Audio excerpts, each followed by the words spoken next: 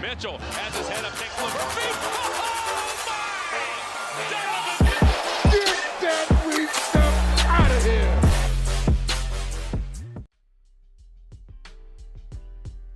I actually want to start off by just tossing the ball to Jackson and letting him go ISO, because as a longtime supporter of a certain Sam Merrill, I think he has earned this victory lap. So Jackson, take the stage. Thank you. And just to take the listeners behind the curtain here, Tony the other day was pitching me on ideas for segments for the pod, and I said, Tony, why don't we do the Sam Merrill minute? And Tony said, yeah, we'll do that. And then he never gave me the chance. So we forgot. But he keeps doing these tweets of the week, so it's not like he's not listening. And this week it's a truly awful tweet. So keep that in mind. You have that to look forward to. So anyways, the biggest thing about the Sam Merrill thing is that it really showed me that nobody values my basketball takes, because I have been telling you guys that Sam Merrill is good at basketball for a while, and then people were just like, yeah, whatever. And every time he got into the game or made 1-3 in like a couple minutes, people would just text me and say, oh, you must be so happy. You must be a proud dad. And it's like, well, I'm happy because everyone likes to be validated, but it's like, he's just good at basketball. Like, he does good basketball things, and when he plays, he does more good basketball things. He's somebody who's just needed a chance to show what he could do on a consistent basis, and he's never gotten that. And now that he's getting that, you can see what he can do.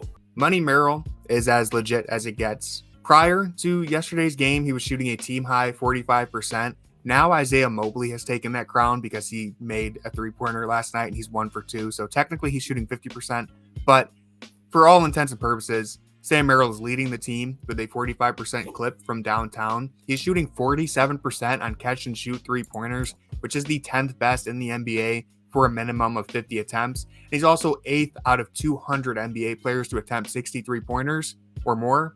He is 8th in percentage. So there's no doubt about it that he can shoot the ball. I think, every other Cavs fan might have been surprised to see Sam Merrill take the stage, but Jackson wasn't, because Jackson has been calling this for at least a year now. He saw it. This was just part of the vision for Jackson. And so you definitely deserve the victory lap there. But Sam Merrill, his gravity just creates openings. We saw it in the Utah game. There was a couple plays. I know Tristan Thompson got a wide open dunk just because two Jazz players jumped out to guard Sam Merrill. I believe Karis LeVert got a wide open three through the same type of play. And he's a smart basketball player. Not only is he a great three-point shooter, but he knows how to use his gravity as a weapon to open up things for other people. And even on the defensive end, he's smart enough to stay in position and not really get put into these weird situations where he's getting punished for his lack of size or athleticism. He's just a smart basketball player, and that's why he's able to be an impactful guy during this stretch where the Cavs really need someone to step up. So one of the things that I think is really interesting is that, I feel like everyone goes on, everyone who sees Sam Merrill play a lot of basketball, they kind of go through this, cycle. So, when I first started, he came to the Charge at the beginning of last year. He was the number 1 pick in the G League draft. And the G League's weird. So, the G League draft works basically like guys who get cut at the end of training camp. They enter, this pool. And the Charge had the first pick because they were truly awful the year before, and they selected Sam Merrill. So I didn't know anything about Sam Merrill before he came to the Charge. I knew that he was the last cut for the Kings. Mike Brown decided to go with Matthew Dellavedova instead, which is a very Mike Brown thing to do. But so I didn't know anything about him, and when you first watch him play, you're when you first see him on the court, you're okay, he's just the typical shooter. He's just going to do shooter things. He's going to space the floor. He's going to get taken advantage of on defense because he's not the biggest guy. He's not the fastest guy. He probably can't really take it to the basket. And then you're okay, well, the shooting is real. And then you see the movement and you're well, he gets it off so quick, but he just has it going tonight. And then the more you see him, the more you see that even when he doesn't have it going for a 27-point night, he's still like, I think the game against the Trailblazers was a good example of this. And Donovan Mitchell talked about afterwards how mad Sam was because he missed his first couple shots. He's somebody who he can come in, not really like miss a couple shots, and then like it can just start to snowball. So that first quarter against the Hawks. Sorry, I was just blanking on the name of the team. The first quarter against the Hawks, like he missed his first 2 threes. It looked like, okay, well, he doesn't have it going tonight. And then the beginning of the second quarter, he hits 3 threes in like 3 minutes. And then that's like 9 points that just kind of changes the momentum of a game. And that's the type of player that he is, that he's somebody who needs to be in a rhythm. And once he gets into that rhythm, he can just change the game. There were so many games with the Charge where he'd finish with 17 points and he'd have, 12 of them within like a 2-minute span.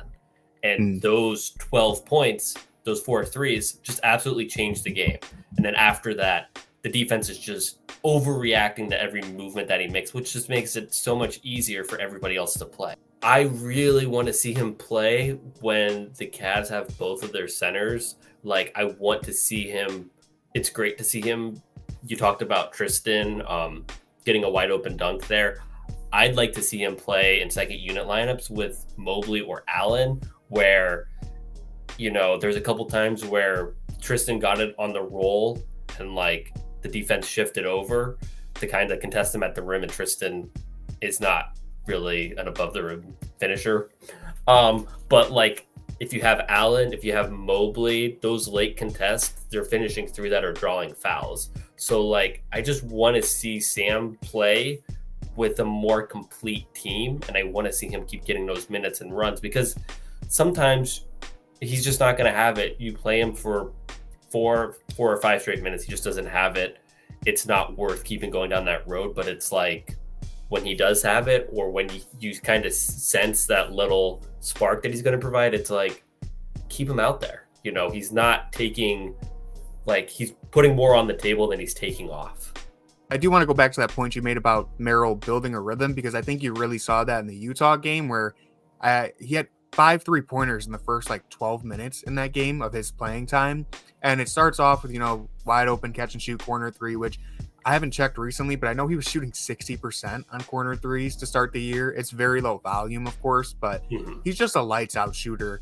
And he hit those first 2 easy shots, and then all of a sudden you see him pull one off the dribble with the defender right in his face. And it's like, when he builds that confidence, all of a sudden defenses recognize very quickly that, hey, this guy can shoot the ball. And that's why in the second half of that game, there were so many openings, because even something as simple as just slipping a screen and popping out to the 3-point line causes 2 defenders to go after him. Even if it's just a half second of indecision from the defense, that gives the other guys on this team the half step advantage they need to make something out of it. And so that's where a guy like Sam Merrill becomes very valuable. I do want to